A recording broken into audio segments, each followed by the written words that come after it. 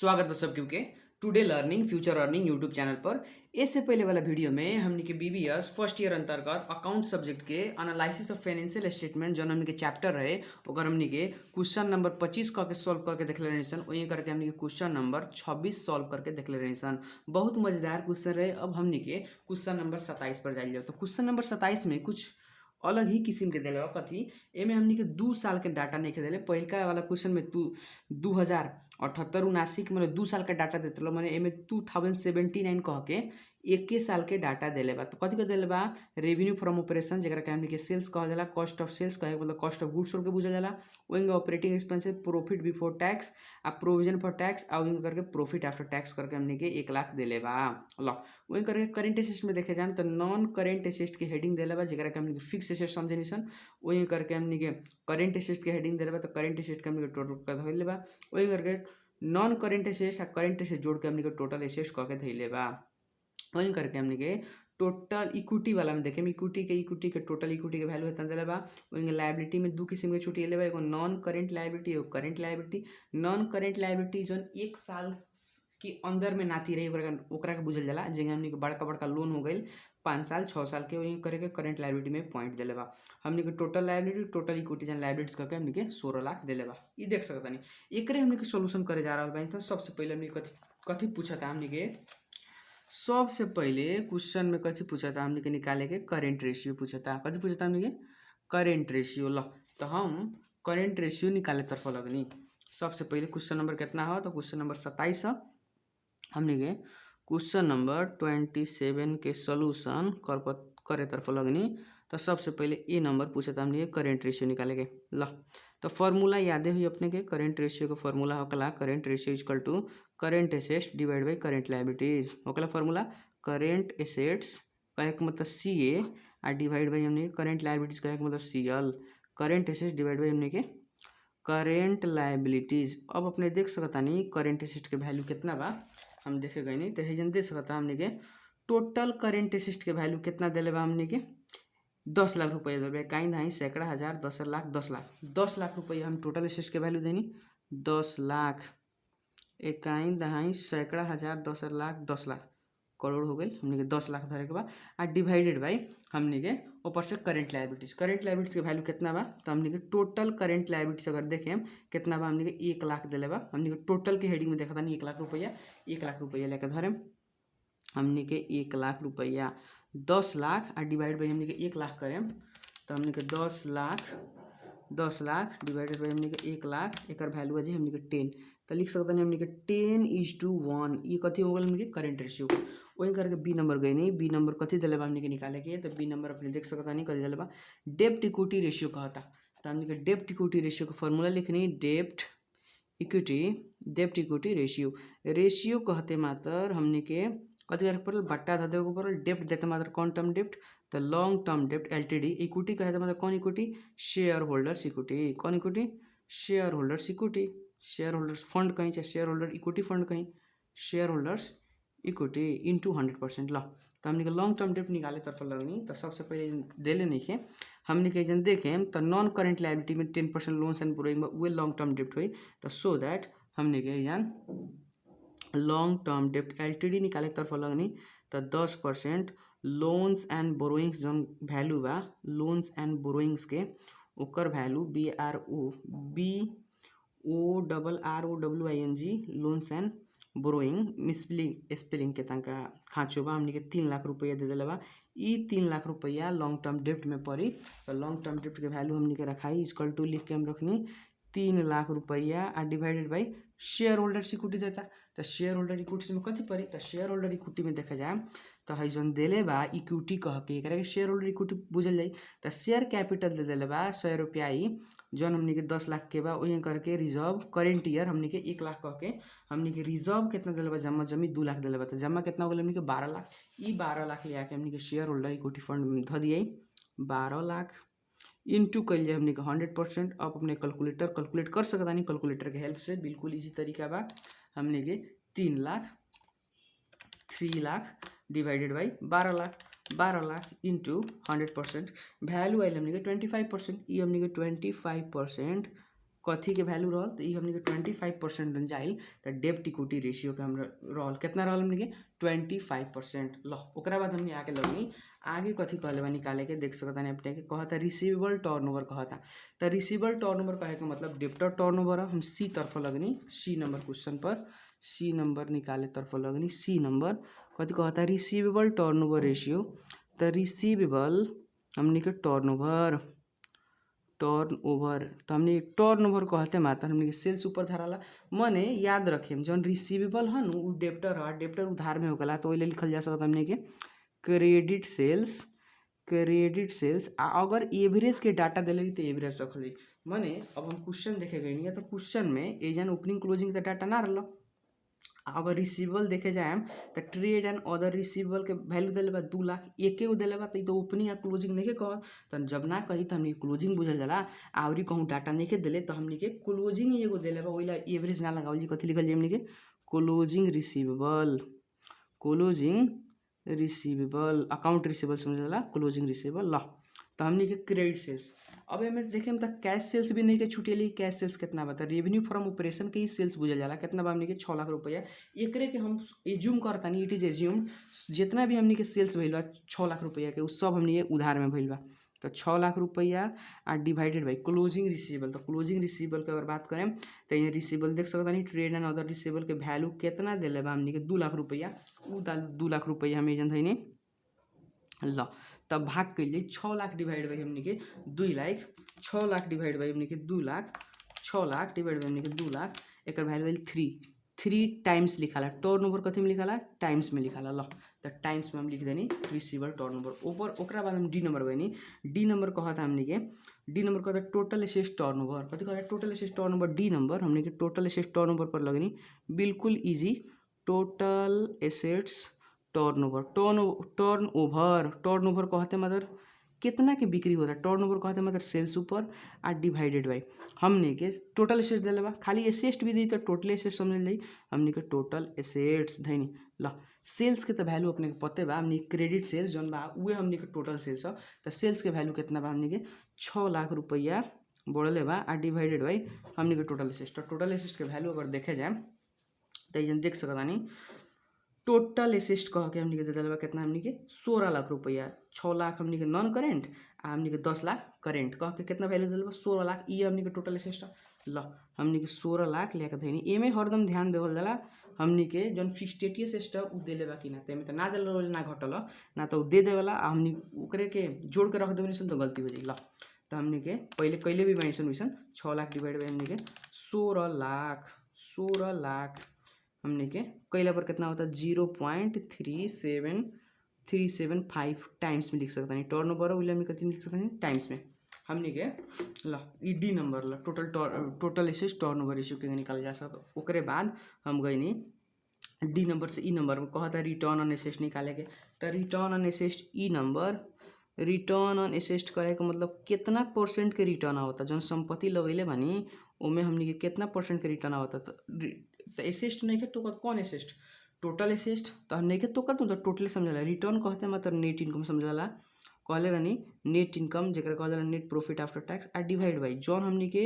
Heading रही वो हमने के नीचे तो एसेस्ट कहता ना तो कहे मतलब टोटल एसेट्स ल एगो खास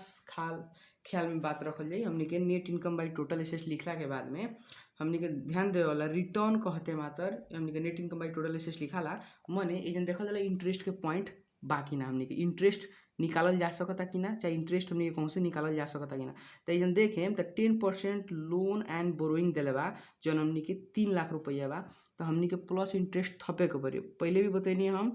अगरे रिटर्न निकाला तानी टोटल एसेट्स पर हमने के ए से पहले वाला भी बहुत क्वेश्चन सॉल्व कैनी सन में देखनी सन अगर इंटरेस्ट एमें देखी ऊपर देखें तो ना निकल सकता हमने के इंटरेस्ट नहीं खे दिले कहूँ दिले बा इंटरेस्ट प्रॉफिट बिफोर टैक्स दिले बा ऑपरेटिंग एक्सपेंसेस लिख लेबा प्रोविजन फॉर टैक्स दिले प्रॉफिट आफ्टर टैक्स दिले बा मैंने इंटरेस्ट के चर्चा नहीं कैले अगर अपने निकाल सकता नहीं तो निकाल के धरेंगे पड़ी देखते तो 10% लोन्स एंड बोरोइंग्स बा 3 लाख के तो 3 लाख के 10% ब्याज तीरे के पड़ी अगर निकल सकता तो निकाल के धरेंगे पड़ी ठीक बा आ नइखे निकल सकता हई हिंट ना दिल रही ये 10% ना दिल रही तो हमने के ना निकाले के पड़ी सोल्यूशन बिल्कुल ठीक बा इंटरेस्ट छोड़ दे दिन नेट इनकम पर कते बनित ल तो इंटरेस्ट निकाले तरफ लगनी सो दैट हमने के इंटरेस्ट जौन बा कितना हो गई इंटरेस्ट सो दैट हमने के जौन हमने के इंटरेस्ट बा इंटरेस्ट इज इक्वल टू हमने के 10% इंटू कथी के हमने के उहे लोन्स एंड बोरोइंग्स के लोन्स एंड बोरोइंग कितना बा 3 लाख रुपया तो 3 लाख हमने के धर दिया 3 लाख के 10% हमने के काटल जाई तो अपने के 10% मतलब 10 डिवाइड बाई हमने के 100 इंटू 3 लाख ल ई कल जाई तो अपने के रुपीज़ कितना आई हमने के 30,000 रुपया कथी आ जाए इंटरेस्ट ये हमने के वैल्यू एजन धरे गई नेट इनकम कहे के मतलब नेट प्रॉफिट आफ्टर टैक्स समझ दिला तो देखें तो प्रॉफिट आफ्टर टैक्स कितना दे दिला बा हमने के 1 लाख रुपया 1 लाख रुपया हमने के दे दिला बा सॉरी एगो चीज़ हमने के मिस्टेक हो चुकल बा हेजन देखें तो प्रॉफिट आफ्टर टैक्स जौन निकलल बा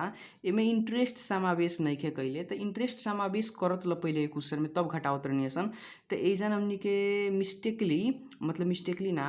कहे के मतलब ई क्वेश्चन में इंटरेस्ट समावेश हमने के ऊपर करे के चाही तब हमने के जाके इंटरेस्ट जोड़ाला माने समावेशे नहीं के कैले तो ऊ हमने के घटैले ही नहीं खे तो ओइला हमने के जोड़े के ना मिली ओइला हमने के जौन इंटरेस्ट लिखले रहनी वो हमने के काट देवल जाई काहे काट देवल जाई कैसे कि ई क्वेश्चन में का होकला कि वो इंटरेस्ट घटा के जौन प्रॉफिट निकल रहा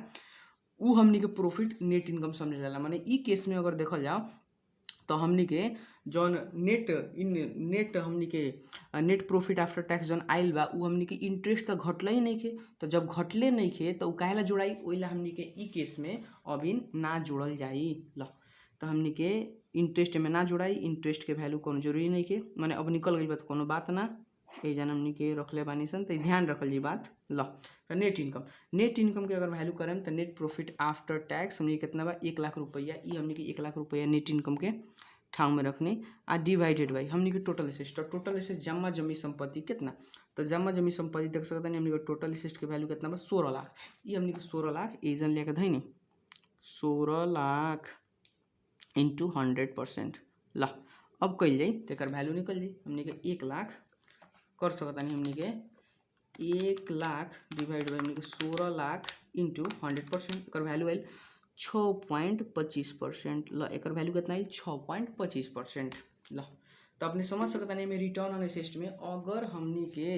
निकालल जा सकत रह माने ई क्वेश्चन में का भइल कि इमे से निकालल जा सकत ल 10% हमनी के लोन्स एंड बोरोइंग से 30,000 रुपया घटा सकत रह माने ई क्वेश्चन में statement of profit and loss account में ना घटैल रह ओइ जब ना घटैल रह तो जौन हमनी के प्रॉफिट में निकल बा मतलब इंटरेस्ट घटले नहीं के तो हमनी के पहले वाला केस जौन करत नहीं सब में हमनी के इंटरेस्ट घटल मिलत रह ओहिला हमनी के वो इंटरेस्ट जोड़त रहनी माने अभी के केस में हमनी के ना जोड़े के मिली ल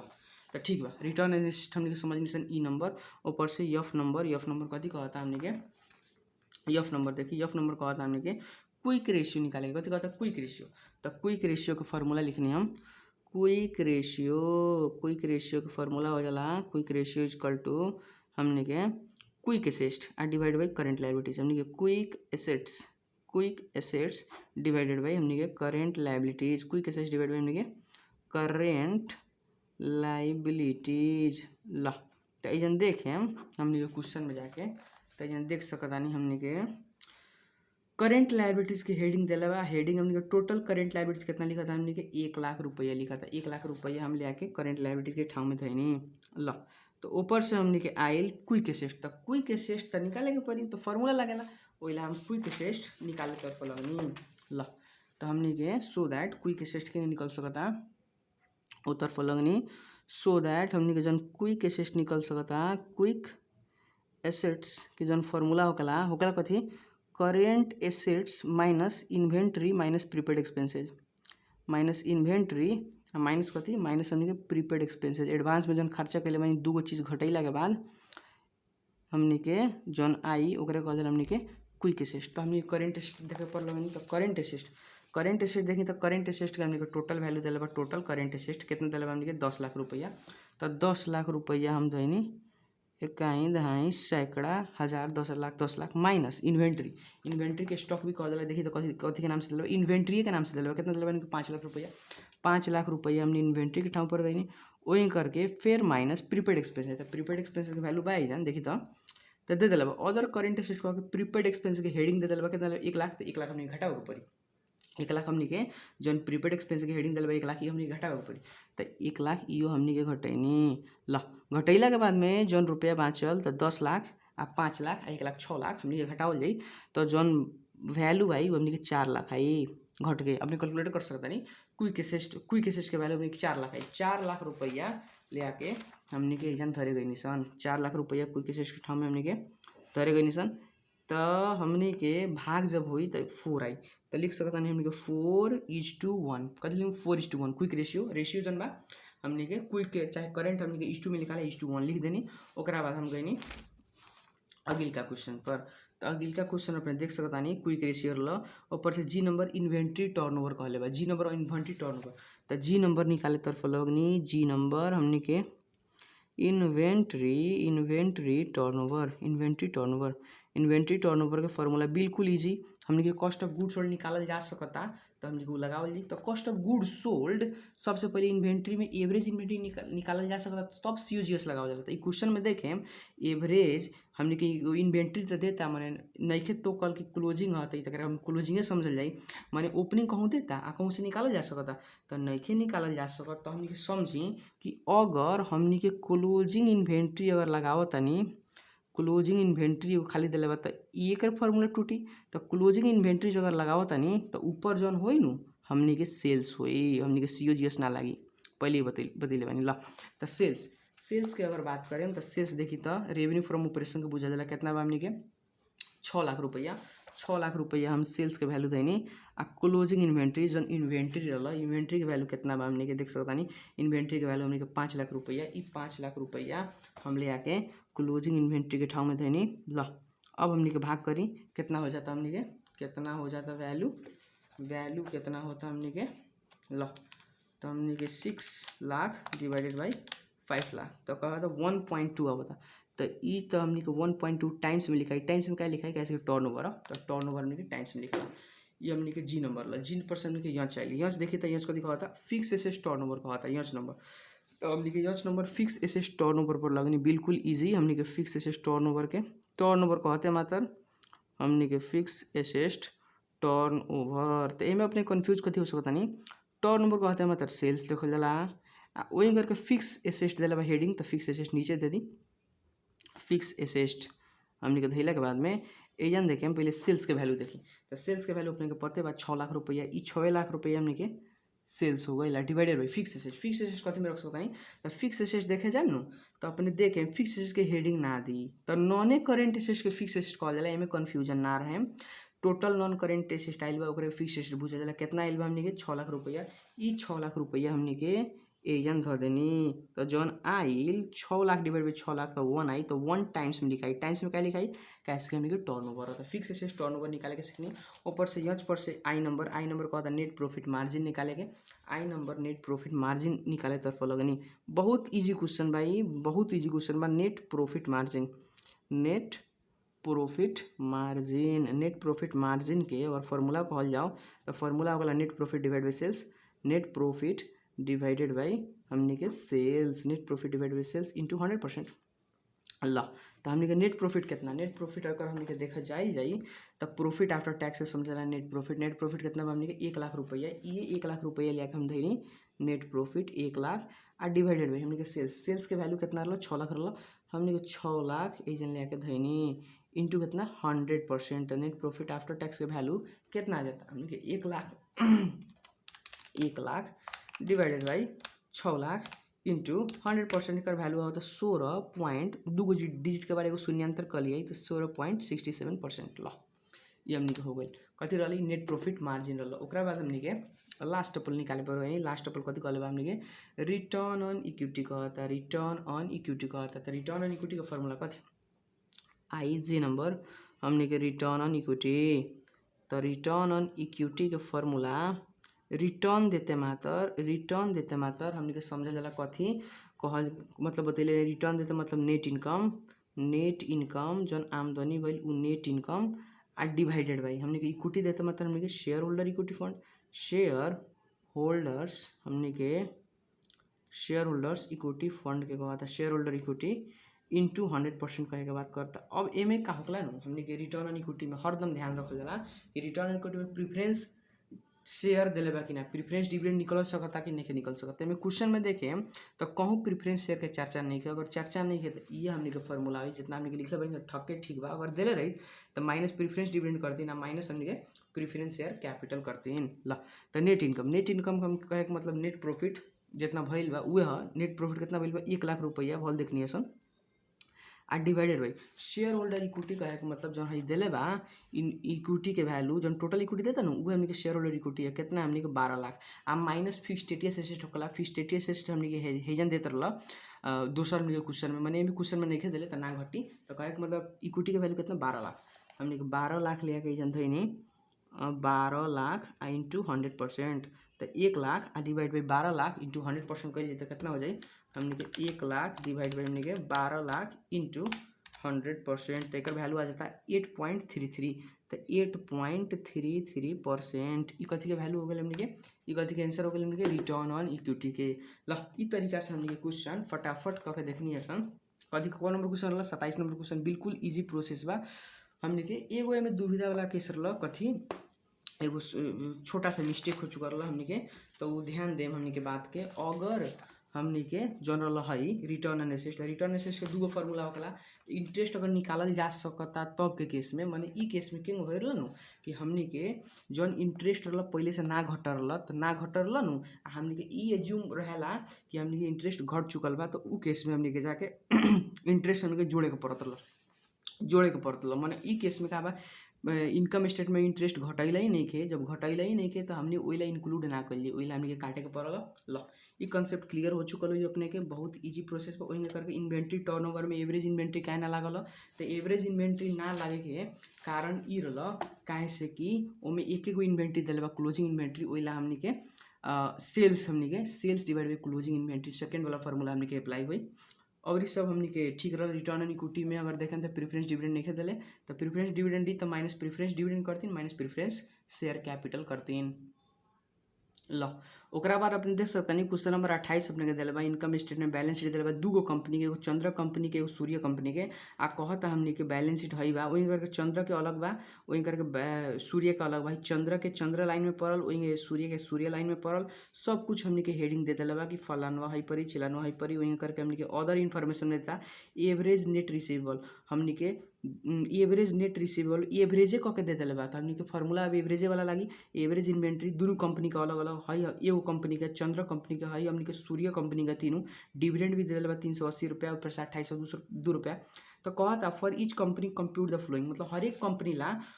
कंपनी ला हमने के कंप्यूट करके देखे के बा,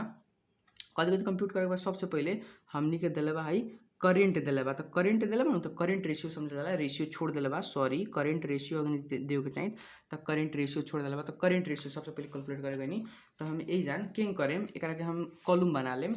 करेंट रेशियो हमने के कॉलम बना लेम, ए नंबर में कहले बा हमने करेंट रेशियो, तो ये जान हमने के करेंट रेशियो का फार्मूला लिखेम, current ratio is equal to हमने के current assets divide by current liabilities, हमने के current assets are divided by हमने के current liabilities, current assets divided by हमने के करेंट लायबिलिटीज। ला अब ध्यान दी तो हमने के चंद्र में करेगा ही नहीं, तो चंद्र में हमने के लिख सकते हैं चंद्र है कथी बा, तो करेंट एसेट देखी चंद्र के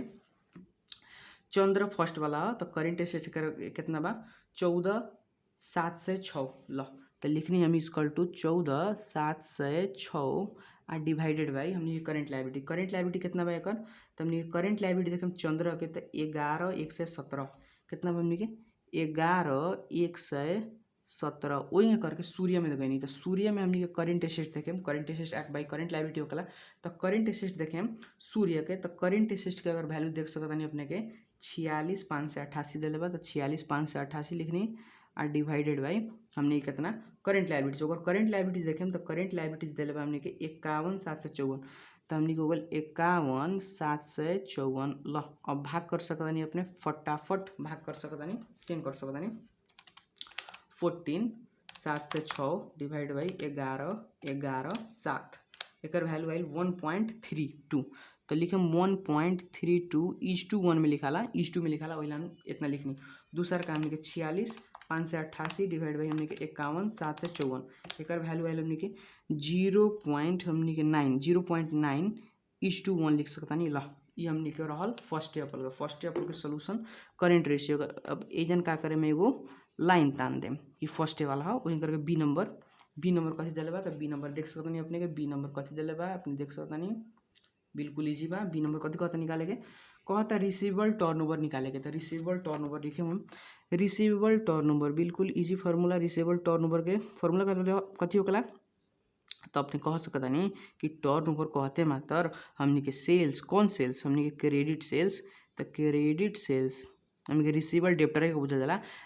अगर एवरेज देले हुई तो एवरेज लगाएम तो क्वेश्चन में एवरेज दे दिले बा नीचे देखेम नु तो एवरेज कह के एवरेज नेट रिसीवेबल होंगे सबके अलग अलग दे दिले बा तो इन करके हमने के एवरेज रिसीवेबल लगैनी एवरेज रिसीवेबल कौन रिसीवेबल अकाउंट रिसीवेबल AR धैनी हम शॉर्टकट में लाइजन देख सकते हैं क्रेडिट सेल्स जौन सेल्स बा नेट सेल्स ओकरे के हमने के कई सेल्स आ क्रेडिट सेल्स नहीं के छुटिए तो जौन भी सेल्स बा ओकरे के हमने क्रेडिट सेल बुझल तो कितना बा 57 चंद्र कंपनी के 57,878 चंद्र के देखा था चंद्र में देखें चंद्र के बनाते हैं चंद्र ही के देखें वही करके अकाउंट रिसीवेबल तो एवरेज नेट रिसीवेबल अपने देख सकते हैं कितना बा हमने के 59,30 वही करके हम सूर्य में गई सूर्य में देखे गई सबसे पहले सेल्स कितना के बाद हमने के टोटल सेल्स वाला 3,48,650 रुपया और डिवाइडेड बाई हमने की एवरेज नेट रिसीवेबल हमने के कितना बा हमने के 12,707 तो 12,707 अब अपने भाग कर सकता नहीं बिल्कुल इजी बा हमने के 57,878 डिवाइडेड बाई 59,30 एक वैल्यू आयल हमने के 9.76 तो 9.76 टाइम्स लिखा टाइम्स क्या लिखा कैसे कि हमने के टर्नओवर वही करके हमने के 3,48,650 डिवाइडेड बाई 12,707 एक भाग कहीं नहीं तो हमने के आइल 27.43 लिख सकता नहीं 4 लिख सकता नहीं 43 टाइम्स हमने शून्यांतर करके भी लिख सकता नहीं ल तो ये रहा हमने के रिसीवेबल टर्नओवर रेशियो। अब ऊपर से हम गए सी नंबर कथी कहले बा सी नंबर अपने देख सकता नहीं कथी कहले बा हमने एवरेज कलेक्शन पीरियड कहता ACP कहता निकाले के तो एवरेज कलेक्शन पीरियड के फार्मूला होकला एवरेज कलेक्शन पीरियड बिल्कुल इजी वाला फार्मूला अगर बतावल जाओ तो अगर हमने के रिसीवेबल दे दिले बा तो बिल्कुल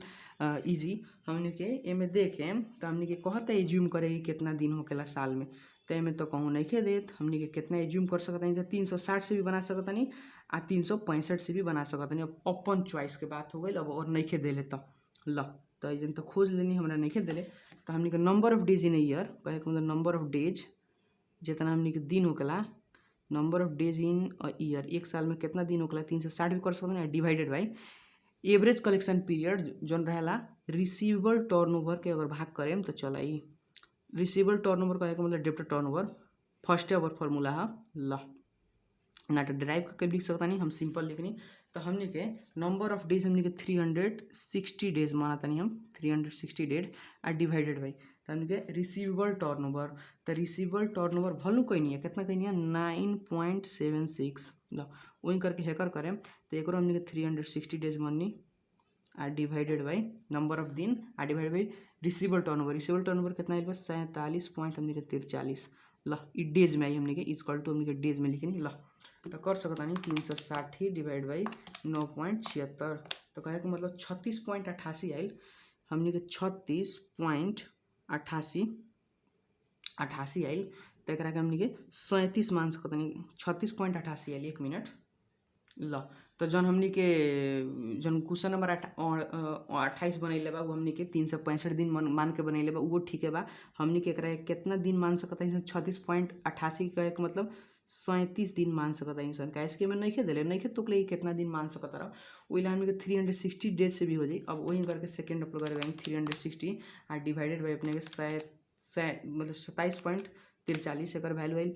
13.12 तो एक कहे का मतलब ये हमने के 14 दिन मान सकता है इनसे लगभग 14 दिन 13 दिन ना 14 दिन ये हमने के कैनिसन ACP निकल हमने के ओकरा बाद हमने के आगे गईनिसन आगे कहता कथी निकाले के कहता तो डी नंबर देखें तो इन्वेंट्री टर्नओवर कहले बा डी नंबर में तो इन्वेंट्री टर्नओवर निकाले तरफ गई बिल्कुल इजी हमने के खाली फार्मूला याद रहेगा पड़ल डी नंबर हमने के बा इन्वेंट्री टर्नओवर तो हमने के इन्वेंट्री टर्नओवर निकाले गई नहीं इन्वेंट्री टर्नओवर निकाले के पड़ो तो बिल्कुल इजी फार्मूला हमने के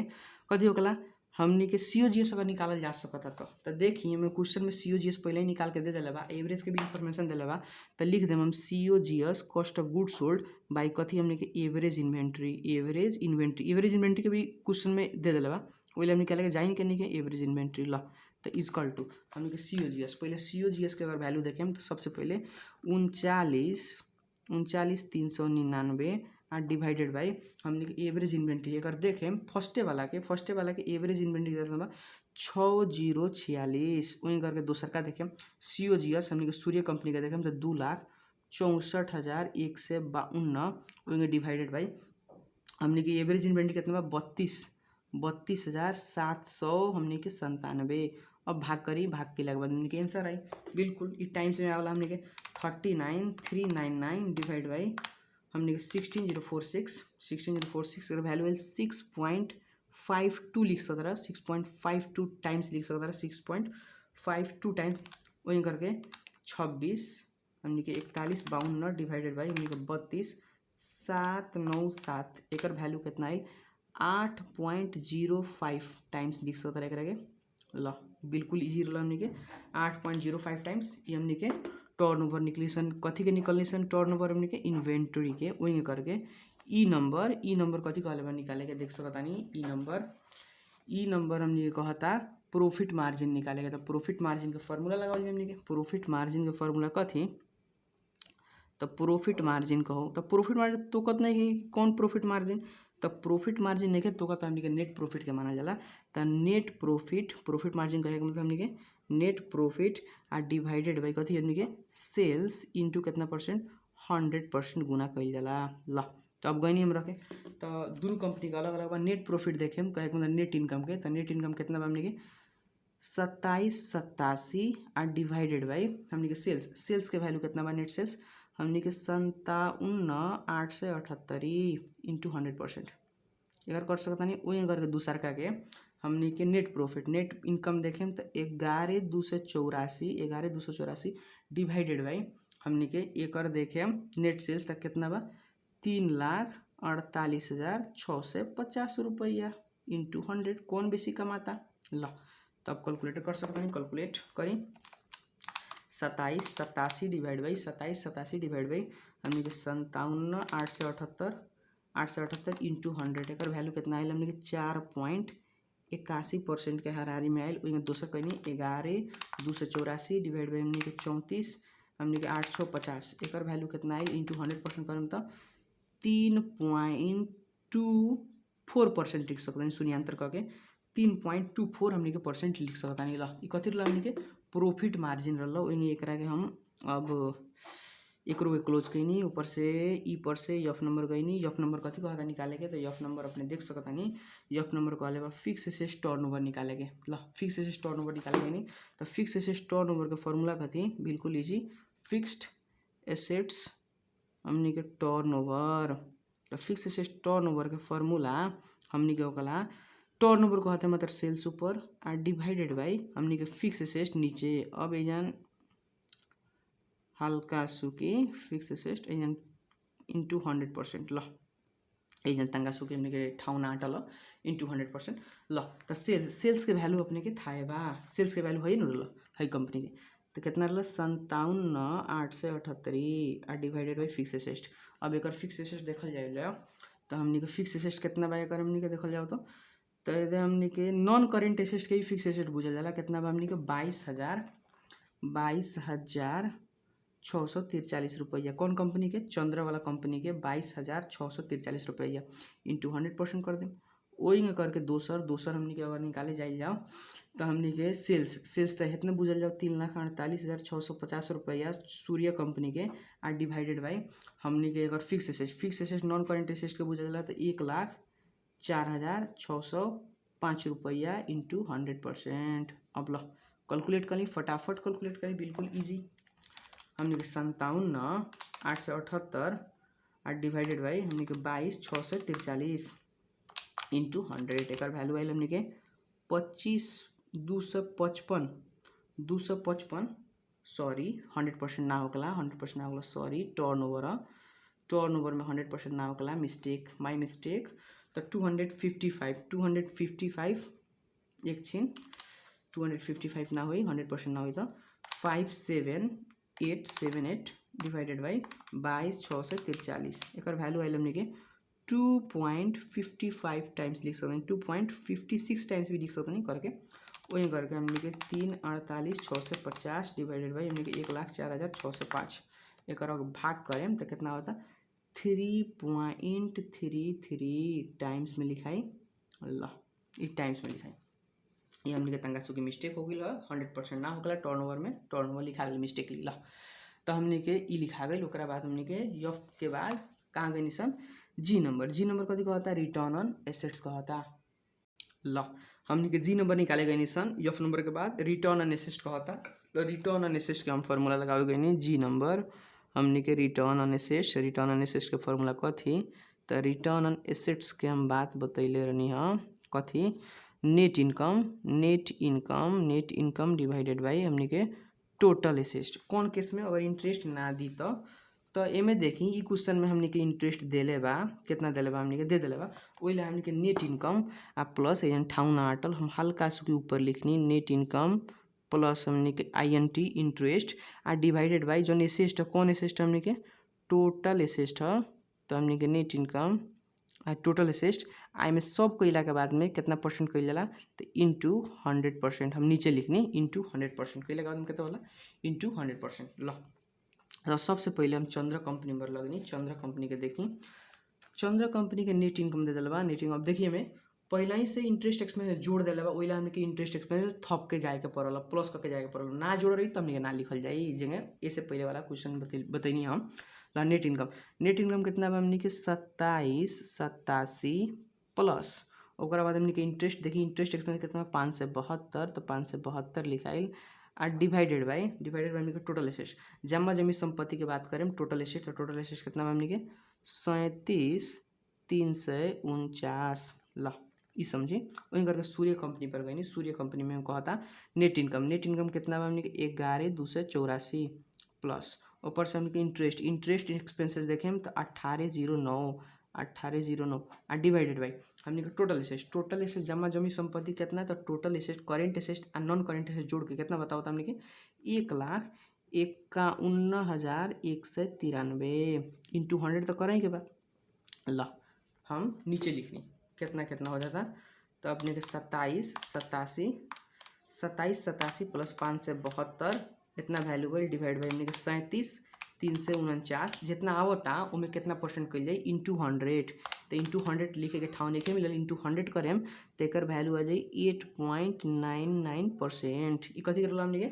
8.99% ई रहा हमने के चंद्र कंपनी के रिटर्न ऑन एसेट 8.99% वही करके दूसर करेगा नहीं तो 11,284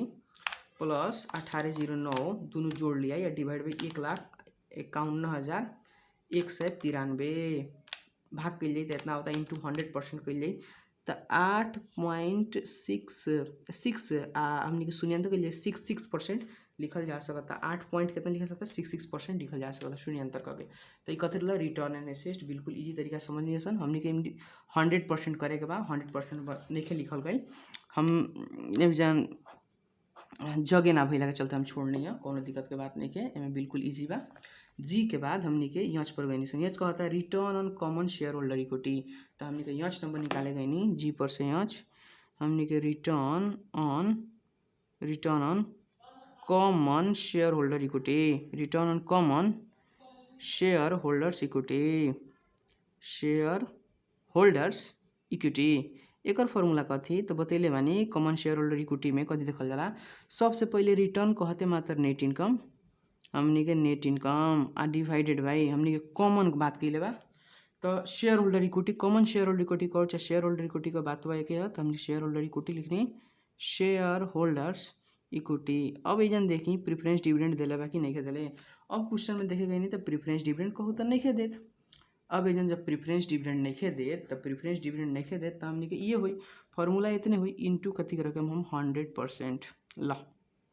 बिल्कुल इजी तो हमने के नेट इनकम के वैल्यू अगर पूछें तो नेट इनकम के वैल्यू कितना बा 2787 एक वैल्यू चंद्र के तो 2787 और डिवाइडेड बाई हमने के share holder equity. Share holders equity अगर पूछे तो हमने के शेयर होल्डर इक्विटी कहा जाला है, देख सकता नहीं टोटल स्टॉक होल्डर इक्विटी उतने वैल्यू बा हमने के 15,633 इंटू करें कितना परसेंट 100% एक वैल्यू निकली। वही करके दोसर करेगा नहीं, दोसर में सबसे पहले हमने के नेट इनकम बा 11,284 कौन के सूर्य कंपनी के डिवाइडेड बाई हमने के शेयर होल्डर इक्विटी। तो शेयर होल्डर इक्विटी देखें तो 61,563 रुपये 73 रुपया 61,000 कितना हमने के 61,573 रुपया इंटू 100%। ला अभी दोनों मजा से करल जा सकता कितना कितना वैल्यू है हमने के 2787 डिवाइडेड बाई 15,633 इंटू 100 एक वैल्यू कितना होता 17.83 होता शून्यांतर करके 17 पॉइंट हमने के 83% वहीं करके 1,1,284 डिवाइडेड बाई हमने के 61,573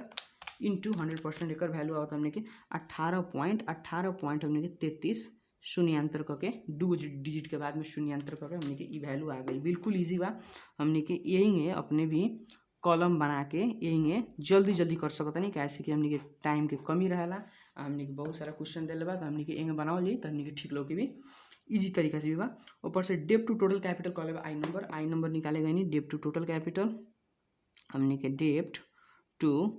टोटल कैपिटल जमा जमी capital debt to total capital का फॉर्मूला हमने के कथी होला तो फॉर्मूला नीचे लिखे गए लॉन्ग टर्म डेप्ट बट्टा में और डिवाइड कथी हमने के टोटल कैपिटल डिवाइड में कथी टोटल कैपिटल इंटू कितना 100%। ला तो फटाफट निकाले गए नहीं ला है देखिए तो हमने के एक स्टेप में करे में लॉन्ग टर्म डेप्ट तो लॉन्ग टर्म डेप्ट के वैल्यू दिले बा 10,599 और डिवाइडेड बाई 10,599 हेकर दिले बा वहीं करके हुईजन के देखी तो कितना दिले बा 37,866 रुपया और डिवाइडेड बाई टोटल कैपिटल। तो टोटल कैपिटल एजन देखें हम टोटल कैपिटल तो एजन नहीं दिले मैंने हई या हई जोड़ के हमने के टोटल कैपिटल होकेला कहे मतलब लॉन्ग टर्म डेप्ट ऊपर से शेयर होल्डर इक्विटी तो यही जन हमने के जोड़ लेता नहीं एक स्टेप पर अपने कर सकता नहीं कितना देखिए तो हमने के 10,599 कहे मतलब लॉन्ग टर्म डेप्ट आ प्लस हमने के कहीं 15,633 एक वैल्यू आ गई 26,232 तो हम जन 26,232 डायरेक्ट निकाले गई नहीं एक स्टेप पर अपने लॉन्ग क्वेश्चन भाई हमने के वही हमने के डायरेक्ट निकालनी वही करके हेजन के देखिए तो 37,886 प्लस हमने के 61,573 रुपया आई कितना 99,439 तो ये हमने कही 99,439 इंटू 100% करी दोनों के हमने कैलकुलेट फटाफट करी निकाली हमने के तो 10,59 डिवाइड बाई हमने के 26,232 इंटू 100% तक वैल्यू आता हमने के 40.40%। लो वही करके हमने के इस टू में भी रख सकते हैं हमने के 100% ना भी गुना करके रख सकते हैं 866 और डिवाइडेड बाई हमने के 99,439 एक वैल्यू कितना होता है इंटू 100% करके तो हमने के 38.08% लिख सकते हैं शून्यांतर करके। लो 38.08% हमने के लिख सकते हैं तो ये हमने कथी रोला आई नंबर रोला कहे को मतलब debt to total capital ratio last number कथी कहले हमने निकालेंगे तो कहता है इंटरेस्ट कवरेज रेशियो निकालेंगे आई नंबर पर से जे नंबर गए नहीं इंटरेस्ट कवरेज रेशियो बिल्कुल इजी हमने के इंटरेस्ट कवरेज रेशियो का फॉर्मूला कथी तो बिल्कुल इजी फार्मूला बा कथी बात EBIT बतैले रहनी earning before interest and tax divide Bai interest कर दिए तो हमने के इंटरेस्ट कवरेज रेशियो के निकल जाए एक आंसर वाला हमने के टाइम्स में वाला तो EBIT निकाले के पहले बात तो EBIT में कहले रहनी कि इंटरेस्ट और टैक्स दूगो हमने के जोड़ दिया तो हमने के जो आई वो EBIT आ जाए तो एजन अपने निकाल सकता नहीं हमने के EBIT सो दैट जो EBIT जो आवता EBIT के हमने क्या आवता EBIT इजकल टू हमने के नेट इनकम में कथी जोड़ल जा सकता नेट इनकम प्लस हमने के इंटरेस्ट आ प्लस हमने के टैक्स जोड़ल जाई तो हमने कहाँ पूछ जाई EBIT में पूछ जाई तो इन EBIT के तो वैल्यू दिला नहीं के इंटरेस्ट के वैल्यू दिला बोले देखी तो इंटरेस्ट के वैल्यू 572 बा तो हमने के 572 देनी हेकर अगर हेकर बात करें अपने तो 1809 बा तो 18 हमने के 9 देनी जौन EBIT आइल EBIT हमने के कितना आइल EBIT कैलकुलेट कर गई तो नेट इनकम एकर देखेम तो हमने के नेट इनकम कितना दिले बा 2787 रुपया प्लस 2787 प्लस हमने के इंटरेस्ट हमने के 572 एकर इंटरेस्ट हमने के 572 वही करके टैक्स देखेम तो इनकम टैक्स एक्सपेंसेस कितना दिले बा